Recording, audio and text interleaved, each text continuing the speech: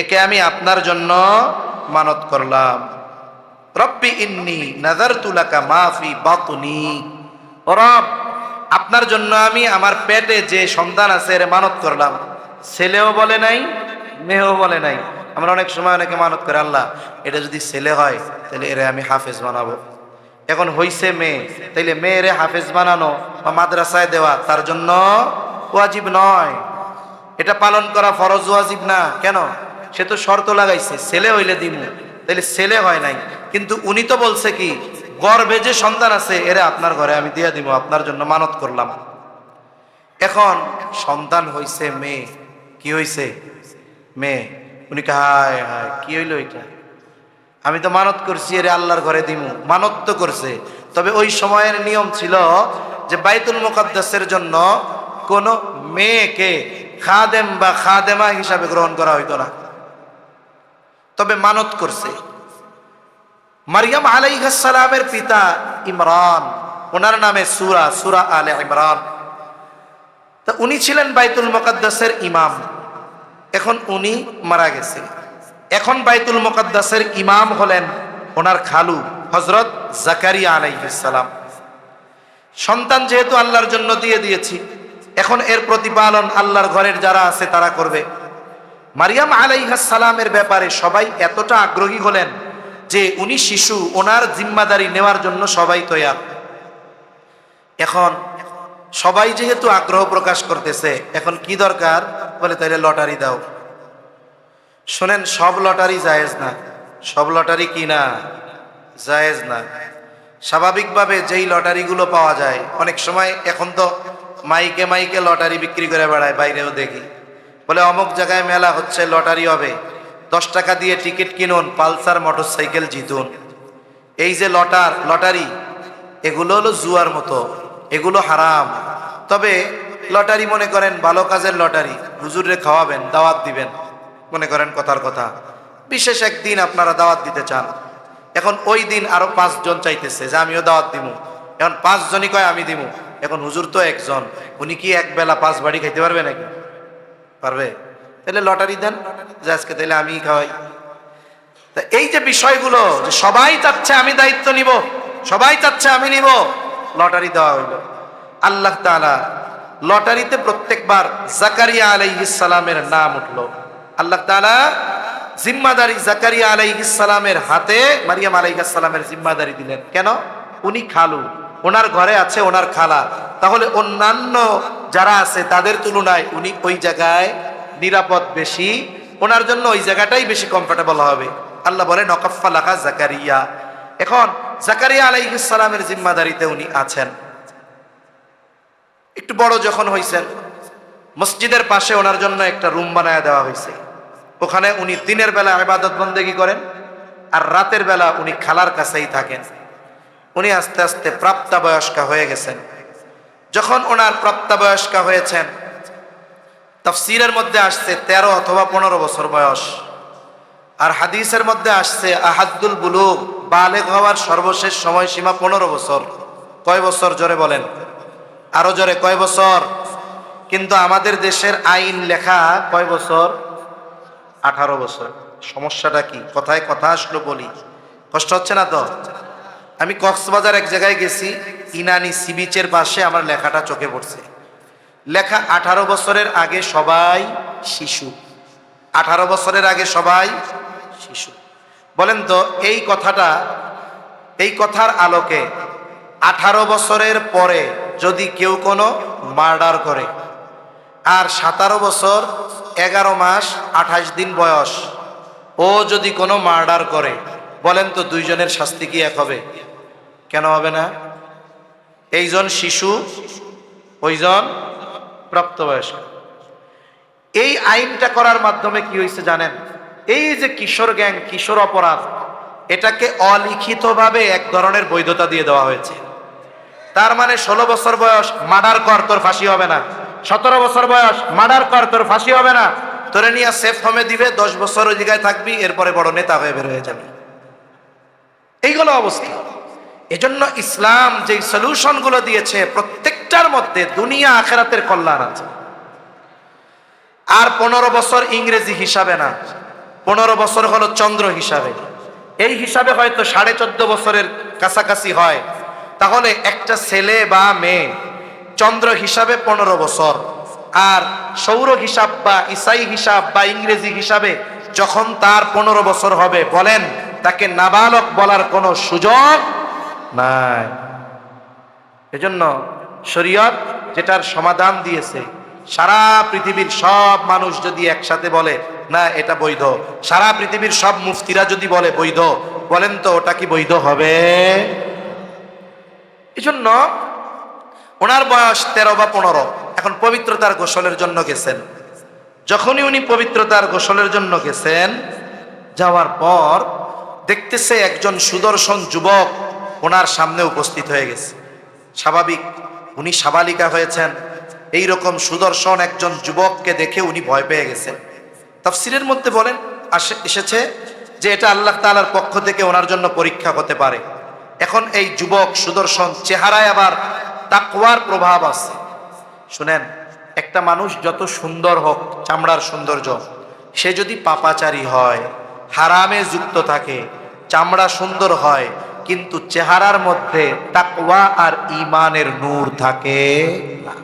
আরেকজন ব্যক্তি কালো দেখতে কিন্তু তিনি দিনদার, হারাম হালাল বেঁচে চলেন, মুত্তাকি, বলে কালো হতে পারে চামড়া কিন্তু ওই কালো চামড়ার মধ্যে ঈমানের নূর আর তাকওয়ার নূর চমকাইতে থাকে। উনি যখন দেখছে যে একজন সুদর্শন যুবক, সাথে সাথে উনি বলতেছে قالت إني أعوذ بالرحمن منك إن كنت تقيا, আমি দয়াময়ের কাছে তোমার ব্যাপারে আশ্রয় চাই, যদি তুমি, তোমার থেকে আশ্রয় চাই যদি তুমি আল্লাহ ভীরু হও। যদি পরীক্ষা হয় তাহলে এই পরীক্ষায় মারিয়াম আলাইহিস সালাম পাস। এইবার ফেরেশতা, সে তো মানব আকৃতিতে আসছে, সে বলে قال إنما أنا رسول ربك لأهب لك غلاما زكيا, তুমি ভয় পেও না, আমি কোন সাধারণ মানুষ নয়, আমি তোমার রবের প্রেরিত এক দূত। আল্লাহর পক্ষ থেকে, তোমার রবের পক্ষ থেকে তোমাকে একজন পবিত্র সন্তান দিতে এসেছি। কি বলো, কি কথা? মারিয়াম আলাইহিস সালাম বলেন, কি বলতেছো তুমি এইগুলা? ক্বালাত আন্না ইয়াকুনু লি গুলামু ওয়া লাম ইয়ামসাসনি বাশারু ওয়া লাম আকু বাগিয়া। হায় রে, আমার সন্তান হবে কেমনে? কি বলো তুমি? আমাকে কোনো বাশার, কোনো মানুষ স্পর্শ করে নাই, কোনো পুরুষ স্পর্শ করে নাই, আমি ব্যভিচারিণীও নয়, তাহলে সন্তান কেমনে হবে? ফেরেশতা জবাব দেয়, ক্বালা কাযালিক, তোমার রব যেমনে চায় অমনেই হবে। আল্লাহু আকবার বলেন। তোমার রব যেভাবে চায় সেভাবেই হবে। শুনে রাখো, ক্বালা রাব্বুকি হুয়া আলাইয়া হাইয়্যিন, আর তোমার রবের জন্য এটা শুধু সহজ নয়, বরং অতি অতি সহজ। আমরা যেটা চিন্তা করি অসম্ভব, আল্লাহর জন্য এটা অতি অতি সহজ। এবার কি হলো? তাফসীরে আসছে, ওনার বুকের মধ্যে ফু দিয়ে দিল ফেরেশতা জিবরাইল আলাইহিস সালাম। এখন ওনার গর্ভে সন্তান ঈসা আলাইহিস সালাম, তা ওনার গর্ভে। স্বাভাবিক নিজাম কি, অতীত থেকেই এই প্রচলন, যখন কোনো মেয়ে প্রেগনেন্ট হয়, সন্তান সম্ভব হয়, মুরব্বীরা, আত্মীয় স্বজন, ডাক্তারেরা বলে এখন থেকে ভালো ভালো খাওয়াবা, দুধ ডিম খাওয়াবা, আপেল আনার আঙ্গুর বেদানা এগুলো খাওয়াবা। কেন? বলে যদি মা পুষ্টি পায় তাহলে সন্তানও এর প্রভাব পড়বে, পুষ্টি পাবে, সুস্থ থাকবে। এই প্রচলন অতীত থেকেই ছিল, কিন্তু বিষয়টা তো অন্য জায়গায়। তাফসীরের মধ্যে আসছে, ঈসা আলাইহিস সালাম যখন মায়ের গর্ভে, এখন উনি প্রেগন্যান্ট, দুনিয়ার নিজাম অনুযায়ী ওনার ভালো খাবারের দরকার, ঠিক না? কিন্তু অবস্থা ভিন্ন। মুফাসসিরিনে কেরাম বলেন, মারিয়াম আলাইহিস সালাম যে প্রেগন্যান্ট, ওনার গর্ভে যে সন্তান, এটা দুনিয়ার কেউ কিন্তু জানে না। আর আল্লাহ তাআলা এই বিষয়টাকে গোপন রেখেছেন, দুনিয়াতে যখন কেউ সন্তান সম্ভবা হয়, সন্তান ভূমিষ্ঠ হওয়ার সময় যত নিকটবর্তী হয়, তার দেহের গঠন তত পরিবর্তন হয়। কিন্তু আল্লাহ তাআলা মারিয়াম আলাইহিস সালামের এই বিষয়টাকে স্বাভাবিক রেখেছেন। উনি যতক্ষণ ওই সন্তান ভূমিষ্ঠ হওয়ার পর ঈসা আলাইহিস সালামকে কোলে করে ওনার সম্প্রদায়ের কাছে যতক্ষণ পর্যন্ত না এনেছেন, ততক্ষণ পর্যন্ত কেউ জানতো না যে ওনার গর্ভে একজন সন্তান আছে। কেউ জানতো না, ওনার খালাও জানতো না, খালুও জানতো না, কোনো মহিলারা জানতো না, কোনো মানুষ জানতো না। এখন মানুষ যদি না জানে তাইলে কি ওনারে ভালো খাওয়াবে? খাওয়াবে বলেন? খাওয়াবে না তো। কিন্তু আল্লাহ তো জানে, এজন্য ওনারে ভালো খাওয়ানোর দায়িত্ব আল্লাহ দুনিয়ার কারো হাতে দেন নাই। এই দায়িত্ব স্বয়ং যিনি নিছেন তিনি কে? আল্লাহ দায়িত্ব নিছে। এখন জাকারিয়া আলাইহিস সালাম তো ওই যে অভিভাবক, দেখাশোনার দায়িত্ব। দিনের বেলায় যখন ওইখানে থাকে উনি দেখতে দেখতে আসেন যে কিছু লাগবে কিনা। এখন যখনই ঢুকে দেখে মারিয়ামের সামনে হরেক রকমের তরুতাজা অমৌসুমি গাছ পাকা তরুতাজা ফলমূল, গাছ পাকা তরুতাজা ফলমূল। ও সময় অনেক হয়ে গেছে, অল্প সময়, আর কষ্ট নেবেন না, কথা শেষ করে দিব। গাছ পাকা তরুতাজা ফলমূল, অথচ কাছেও নাই, বাজারেও নাই, ওই সময় তো কোল্ড স্টোরও নাই। উনি আবার জিজ্ঞাসা করতেছে, কুল্লামা দাখালা আলাইহা জাকারিয়াল মিহরাবা ওয়াজাদা ইনদাহা রিজকা। জাকারিয়া আলাইহিস সালাম যখনই ঢুকে তখনই দেখে হরেক রকমের তাজা ফলমূল, অথচ গাছেও নাই, বাজারেও নাই, কোথাও নাই। কিন্তু এই ধরনের ফল কেমন যেন এইমাত্র গাছ থেকে পাকা ফল ছিঁড়ে আনা হয়েছে, এরকম তরুতাজা ফল। জিজ্ঞাসা করতেছে, ক্বালা ইয়া মারইয়ামু আন্না লাকি হাযা। হে মারিয়াম, এগুলো তোমার জন্য কোথা থেকে আসলো, কই পাইলা? মারিয়াম আলাইহিস সালামের সহজ আর সোজা জবাব, ক্বালাত হুয়া মিন ইনদিল্লাহ। বলেন, এগুলো যার পক্ষ থেকে আসছে তিনি কে? মারিয়াম আলাইহিস সালাম বলে, আল্লাহ দিয়েছে এগুলো, অথচ গাছেও নাই, বাজারেও নাই, অমৌসুমি ফল। জাকারিয়া আলাইহিস সালাম এই কথা বিশ্বাস করছে তো করছেই, কারণ আমরাও এটা বিশ্বাস করি। বলেন তো, বাজারে থাকা লাগবে না, গাছে থাকা লাগবে না, কোল্ড স্টোরে থাকা লাগবে না, পৃথিবীর কোথাও থাকা লাগবে না। আল্লাহ যদি চায় তার কোনো বান্দাকে ওই ধরনের খাবার খাওয়াতে পারে কি পারে না? পারে। তবে এরপরেও আমাদের সংশয় থেকে যাবে কি, একজনরে মনে করেন আল্লাহ এরকম খাওয়াইছে, আপনি জিজ্ঞাসা করলেন পাইছস কইরে, এটা তো গাছেও নাই, বাজারেও নাই, কোথাও নাই, তুমি পাইলা কই? তো কইছে আল্লাহ দিয়েছে। আমরা কি বলবো? লাঠি হাতে নিয়া, আল্লাহ দিছে বুঝলাম, তুই পাইছস কই আগে এটা কহ। ঠিক কিনা বলেন? জাকারিয়া আলাইহিস সালাম আর কিছু জিজ্ঞাসা করেন নাই, কারণ ওনার ঈমান তো ওই পর্যায়ে যে আল্লাহ চাইলে দিতে পারে। এটা সিম্পল, সাধারণ ব্যাপার, এটা কোনো জরুরি আর কঠিন বিষয় না। তবে এটা দেখার পরে ওনার দিলের মধ্যে জোশ আসছে, জোশ আসছে। যেই রব মারিয়ামরে এইরকম গাছ পাকা ফল খাওয়াইতেছে, গাছেও নাই, কোথাও নাই, তাইলে ওই রব তো আমারে সন্তান দিতে পারে। আমার স্ত্রী বন্ধা, আমি বৃদ্ধতা দেখি। এইবার জোশ নিয়ে, আবেগ নিয়ে, একনিষ্ঠতার সাথে আল্লাহ তাআলার কাছে দোয়া করে। হুনালিকা দাআ জাকারিয়া রাব্বা ক্বালা রাব্বি হাবলি মিন লাদুনকা যুররিয়াতান তাইয়্যিবা। দোয়া করতেছে ওই রুমের মধ্যেই, ওইখানেই জোশ আসছে, দোয়া শুরু করছে। শুনেন, দোয়া কবুলের যত শর্ত আছে এর মধ্যে অন্যতম এক শর্ত হলো একনিষ্ঠতা, একাগ্রতার সাথে আল্লাহর কাছে চাওয়া। অন্যান্য শর্ত ঠিক থাকার সাথে সাথে এটাও ঠিক থাকতে হবে, কানেকশন ঠিক থাকতে হবে, নেটওয়ার্ক ঠিক থাকতে হবে, তাইলে এই দোয়া আল্লাহর কাছে কবুল হবে।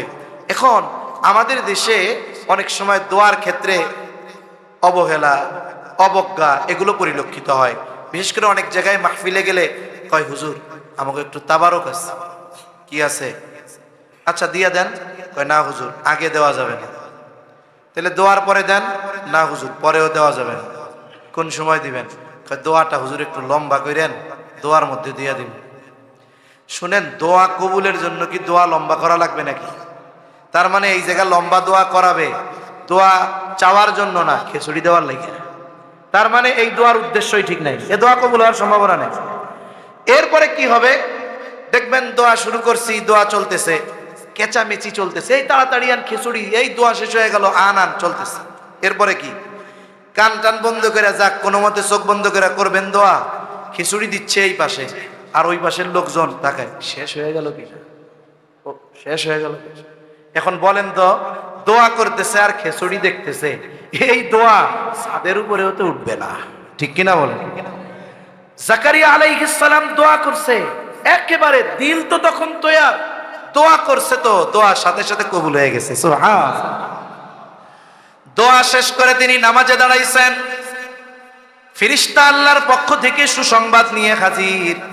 ফানাদাতুল মালাইকাতু ওয়া হুয়া কাইমুন ইউসাল্লি ফিল মিহরাব আন্নাল্লাহা ইউবাশশিরুকা বিয়াহইয়া। উনি ওনার রুমে মেহরাবে নামাজে দাঁড়ানো, ফেরেশতা চলে আসছে, ও পয়গম্বর জাকারিয়া আলাইহিস সালাম, আল্লাহর পক্ষ থেকে সুসংবাদ নেন। একটা ছেলে সন্তানের সুসংবাদ শুধু নয়, আল্লাহ তাআলা স্বয়ং ওই সন্তানের নাম নিজে রেখে দিয়েছেন ইয়াহইয়া। তাহলে যে কথা বলার জন্য বললাম, অনেকের হতে পারে ডাক্তার বলেছে আপনি অক্ষম, আপনার স্ত্রী বন্ধা, সন্তান হবে না। একনিষ্ঠতার সাথে আহকামুল হাকিমিনের কাছে চান, সমগ্র প্রতিবন্ধকতাকে দূর করে, অসুস্থতাকে নির্মূল করে, সুস্থ করে সন্তান দেওয়ার ক্ষমতা আমার রবের আছে না না? কিন্তু আমরা রবমুখী না, আমরা আসবাবমুখী বেশি হয়ে গেছি, এটা আমাদের জন্য সমস্যা। তাহলে ছোট্ট কথা থেকে অনেক দূরে চলে যাওয়া লাগলো, যে সন্তান তারবিয়াতের দ্বিতীয় বিষয় হলো আল্লাহর কাছে নেক সন্তান চেয়ে দোয়া করা। যে অবস্থায় হোক, নাই, অসুস্থ, হয় না, সর্ব অবস্থায় নেক সন্তান চাইব কার কাছে? দোয়ার যে প্রভাব, এটা কি হতে পারে? বলে ইব্রাহিম আলাইহিস সালাম রে আল্লাহ সন্তান দিয়েছেন 86 বছর বয়সে। এরপরে সন্তান যখন বাবার সাথে চলার উপযুক্ত, আল্লাহ পরীক্ষা নিতে চাইলেন যে এত বয়সে সন্তান দিছি, মায়া কত শোনে। মনে করেন কথার কথা লিখতেছে রিসেট, প্রতিদিন সকালে একটা খাবেন। এরপরে লেখছে নাপা এক্সটেন্ড, প্রতিদিন বিকালে একটা। প্রত্যেককে তার দায়িত্বের ব্যাপারে জিজ্ঞাসা করা হবে। এখন কিয়ামতের দিন আল্লাহ জিজ্ঞাসা করবে, ও আব্দুল্লাহ, আল্লাহর বান্দা, তোমার ছেলেরে তুমি কি মুরগির রোস্ট খাওয়াইছিলা? তুমি কি তাকে বড় শোরুম থেকে জামা কিনে দিয়েছিলা? তুমি কি তার স্কুলে যাওয়ার জন্য গাড়ি কিনে দিয়েছিলা? গরমের দিন তার রুমে একটা এসি লাগায় দিয়েছিলা? এগুলো আল্লাহ জিজ্ঞাসা করবে। জোরে বলেন, করবে? কি জিজ্ঞাসা করবে? দিন শিখাইছিলা? আমল করাইছিলা? নামাজের জন্য আদেশ দিছিলা? নবীজি জানাইছিল 7 বছরে আদেশ দাও, 10 বছরে নামাজ না পড়লে প্রহার করো। তুমি তাকে নামাজের জন্য আদেশ বা চাপ বা এগুলো কি শিখিয়েছিলা? জিজ্ঞাসা করবে এইগুলো। যদি জবাব দিতে না পারি, কিয়ামতে ধরা আছে না নাই? তাহলে বলেন, এই বিষয়গুলোর তারবিয়ত সন্তানকে দেওয়া ফরজ। সন্তানকে দেওয়া কি ফরজ? আমি পারতেছি না, আমার স্ত্রী পারতেছে না, অ্যাবিলিটি নাই, বলে শেখানোর জন্য কি আছে? বলে এই যে ব্যাংক টাউন জামে মসজিদের সাথে যেই মাদ্রাসা, এই মাদ্রাসায় ওই বিষয়গুলো শেখানো হয় সন্তানদের, যেই বিষয়গুলো আমার আপনার উপরে সন্তানকে শেখানো ফরজ ছিল, ঠিক কিনা বলেন? এখন আমি বলি, আপনি বলেন হুজুর আমার তো ইচ্ছা ছেলেটারে ইঞ্জিনিয়ার বানাবো, ছেলেটাকে ডাক্তার বানাবো, কিন্তু এখন যদি মাদ্রাসায় দেই হবে, জেনারেল কি শিখবে? চ্যালেঞ্জ দিলাম, স্কুলে 3, 4, 5 পর্যন্ত বাংলা ইংরেজি যা শিখে তার চাইতেই মাদ্রাসায় বেশি শিখবে। সাথে সাথে অন্য কোনগুলো শিখবে? বলে মূল জরুরি যেটা, ঈমান শিখবে, আখলাক শিখবে, ইলম শিখবে, আমল শিখবে, ঠিক কিনা বলেন? এখন আপনি এগুলো শিখাইছেন, যথাযথভাবে ওস্তাদরা তারে তৈরি করছে, এখন আপনার মন চাই ইঞ্জিনিয়ার বানাবেন। এখন আপনি লেখাপড়া করাইয়া সুন্দর মতো তাকে পাঠাইয়া দিলেন দেশের বাইরে, সে এখন উচ্চ শিক্ষায় শিক্ষিত হওয়ার জন্য গেছে, ডাক্তার ইঞ্জিনিয়ার হওয়ার জন্য গেছে। কিন্তু আপনি কি করছেন? এই যে দ্বীনের বুঝ, দ্বীনি ভ্যাকসিন যে তারে দিয়ে দিছেন, সে এখন পাপের পরিবেশে যাবে, কিন্তু পাপের গন্ধ তার গায়ে লাগবে না। যেমন যারা সিগারেট খায়, সিগারেট খাওয়া লোক আছে না নাই? আছে। এটা এমন এক জিনিস, দুনিয়ার একমাত্র জিনিস, এইটা খাইলে মরণ হবে, এরপরেও পাবলিক টাকা দিয়া কিনা খায়, তাই না? ছোটবেলায় দেখছি, স্মরণ আছে যে এক সময় ছিল ধূমপান স্বাস্থ্যের জন্য ক্ষতিকর, এটা লেখা থাকতো। ওই সিগারেটটার দাম 2 টাকা ছিল, এখন ওই সিগারেটটার দাম 20 টাকা। ইসে লেখা কি? ধূমপান মৃত্যু ঘটায়। সরাসরি এটা লেখা আছে না? আগে স্বাস্থ্যর ক্ষতি হইতো, দাম ছিল কয় টাকা? এখন মৃত্যু ঘটায়, দাম কয় টাকা? তার মানে দুনিয়ার একমাত্র জিনিস যেটা মানুষ বুঝে শুনে আনন্দের সাথে খায় মরার জন্য, এটার নাম হলো সিগারেট। যিনি খান, ক্ষতি শুধু ওনার হয় না, ওনার পাশে যারা থাকে তাদেরও ক্ষতি হয়। কারণ বাতাসের সাথে মিশে আমরা শ্বাস প্রশ্বাস টানি, ওগুলো আমাদের মধ্যে যায়। আবার দেখুন, অনেকে খায় না, শীতের দিন বাজারে চায়ের দোকানে বসছে, আরেকজন চা খাচ্ছে, এক চুমুক চা, এক টান সিগারেট, উনি ধোঁয়া ছাড়তেছে, পাশে মুসল্লি সুন্দর মতো চাদর টাদর গায়ে দিয়া বসছে, উনি শুধু চা বিস্কিট খেয়ে বাড়িতে চলে গেলেন। কিন্তু ওই যে সিগারেট যিনি খাচ্ছেন, তার ধোঁয়ার গন্ধ ওনার গায়ে লাগছে। এখন উনি ঘরে ঢুকছে, ওনার স্ত্রী বলে, সি সি সি সি, লুকাইয়া লুকাইয়া এই কাম করেন না। কি করছি? ফজরের নামাজ পড়ে আইছেন, সাথে বিড়ি সিগারেটও খাওয়া ধরছেন, আর এই বুড়াকালে কি শুরু করছেন আপনি এগুলা? মরার ভয় নাই? না না না, আমি তো খাই নাই, আপনি খাইছেন। তারপরে কয়, হ্যাঁ, এই যে আমার পাশে একজন ছিল, চা খাওয়ার সময় সে সিগারেট খাইতেছিল, ধুমা আসতেছিল, তাইলে ওইটার গন্ধ গায়ে লাগছে। তার মানে এই যে গন্ধ না খাইলেও গায়ে লাগে। বলে পাপের পরিবেশ হলো এরকম যে পাপ না করলেও পাপের গন্ধ, পাপের ছোঁয়া গায়ে আসতে চায়। কিন্তু আপনি যদি সন্তানকে ঈমান শিখাইয়া, আখলাক মজবুত করে, ইলম শিখায়া, আমল শিখায়া, এরপরে আপনি যদি তারে ছেড়ে দেন, ওর অবস্থা কেমন হবে? বলে কাদার মধ্যে এক ধরনের মাছ চলে, বাইন মাছ থাকে কাদার মধ্যে, মাগার উঠানোর পরে গায়ে কাদা পাওয়া যায় না।